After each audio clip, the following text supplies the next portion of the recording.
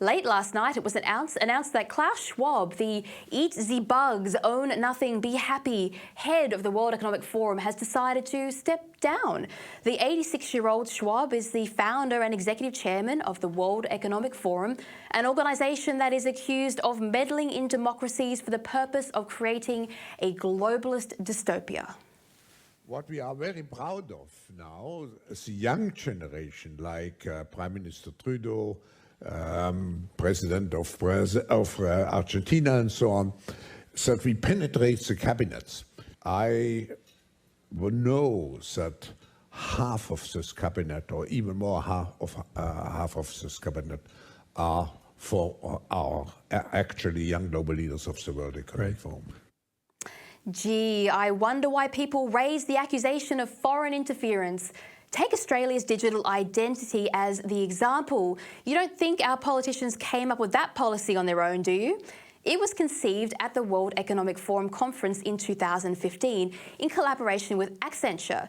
Now, Accenture is a tech company that has contracts with the Australian government that include MyGov ID and Single Touch Payroll. It was also appointed by the then Health Minister, Greg Hunt, to monitor data related to COVID vaccine rollouts.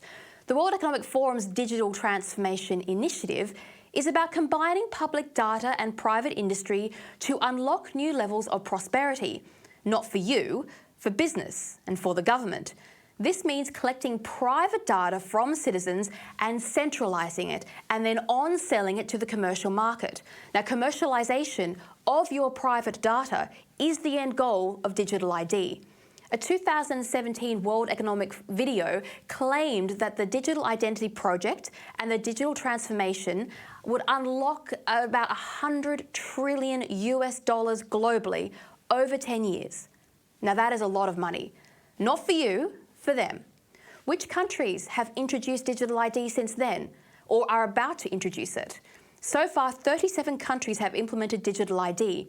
13 are discussing it, and 19 of those who do have it have integrated biometric data into a centralised database. The European Union wants a shared European digital ID, and the World Health Organization intends to make it global via the Pandemic Treaty and their health passport system, which is what Albanese seems to be dribbling over lately. So, do you still think that you have a choice about digital ID? Do you still think that the public have any say over policy creation? Do you still believe that either the Labor Party or the Liberal Party had any intention of listening to citizen complaints, or to the thousands of submissions against the proposal? The government had decided, by dictatorial decree forged in the back rooms of the World Economic Forum, that we would sacrifice our privacy for the profit of big business and big government. Third world countries like Nigeria and Pakistan are already abusing this voluntary digital ID system, which is required to access essential government services by locking people out or allowing police to have unwarranted access. It's not mandatory in Vietnam either, unless you want to access government services like healthcare or banking, or if you want to travel. It's not mandatory in Singapore. But even supporters admit that those who do not have a digital ID have their lives incredibly limited, to the point that they are almost cut off from society entirely. The same goes for India, where it has created a new caste of citizens. And so those important privacy protections are enshrined in legislation, as is the fact that it's voluntary and that government services need to continue to be provided in a range of ways so that people who don't want a digital ID don't have to have one. And you're guaranteeing that it's not going to be compulsory. You've used the word voluntary a few times there. Yeah, because I know there's a lot of myths out there about the digital ID, that it's, you know, that it's somehow government tracking you or holding all this information about you, and it's none of those things. Digital ID in India experienced a devastating data breach where 815 million Indians had their personal ID leaked onto the dark web, including their addresses and passports. Their biometric data was also targeted, leading to a fraud scam. But remember, it's secure and trusted. In Saudi Arabia, the digital ID is apparently being used by men to track their female dependents and control their movements. Remember, digital ID is worth $100 trillion and you really think this was done to make you feel safer? To save you 5 minutes on a government form? Since when did the government ever go out of its way to do something to make your life easier? Australia's digital ID is part of a much larger Morrison-era digital economy strategy of 2030. And while they stripped the digital ID legislation down, the nasty detail is still littered through the strategy document that almost nobody has read. The government's digital economy roadmap makes the following pledges, and it is worth quoting these to you. 1.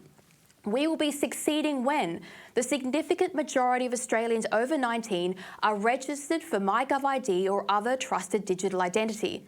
By 2030, all businesses will be digital businesses. To be a leading digital economy and society in 2030, every business needs to become a digital business. Businesses can verify the digital identity of customers and suppliers with absolute confidence. All transactions will be electronic, integrated and secure, from registration through to employment, reporting, marketing, banking, accounting and security." End quote. In effect, what this document says is that businesses will be cashless, all transactions will be digital, all digital transactions will be secure. To be secure, they will be validated by the government's Trusted Digital ID program, meaning the government will insert itself into the economy at a micro level, intervening in every single transaction. That is power. Not only will the government steal from your transactions via tax, it now controls whether or not you're allowed to open your wallet. It's not your money anymore. And if you're looking for proof that the government wrote this digital ID legislation for profit, not safety, I will read you this quote embedded in the Digital Identity Consultation Regulation Impact Statement, which comes from the Shaping the Future of Digital Economy and New Value Creation at the WEF. Quote, "Further research conducted by the WEF suggests that digital identity is essential for the growth of the digital economy, more broadly encouraging digital as well as physical engagement with public and private sector services. It has a pivotal role to play in rebooting the global economy in the aftermath of COVID-19 and beyond. Digital identity uniquely positions businesses," the research concluded, "to gain and maintain user trust and maintain competitive, guarantee the realisation of greater economic potential and advancing an economy that is more inclusive, equitable and stable for all." The World Economic Forum went on to say, to reboot the global economy and reconnect society physically and virtually in the new reality, people will need to engage physically and digitally with the public authorities and businesses. I can't say this loudly enough. Claiming that Australia needs a digital identity framework to recover from COVID is complete nonsense. Worse, it is a lie manufactured to scare people into accepting a permanent surveillance state. The legislation and the Outlook's report is based upon wanting Australians to remain terrified of in-person transactions. It's why the government's official COVID signage tried to indicate that contactless payment systems were for their safety, indicating that cash was obviously dangerous. It was this conditioning that has led to the idea that cash is dangerous and digital ID is safe. In other words, it's presenting this idea that we need to have a serious hurdle for surveillance that is cash. If we don't have cash, then we are completely at the mercy of the banks and the government. Australia's banks, speaking of, have weighed in. They are eagerly awaiting the creation of the Trusted Digital ID framework so that they can create a new, rich view of their customers, including visibility over their transaction history and streamlining services. We shouldn't be surprised. The same banks have already given their customers a carbon footprint they did not ask for and are making moral judgments about their purchases, even in violation of their privacy. Klaus Schwab might be allowing himself to back away into the shadows, but the tendrils of the World Economic Forum have us by the throat, and most people have no idea that they are suffocating.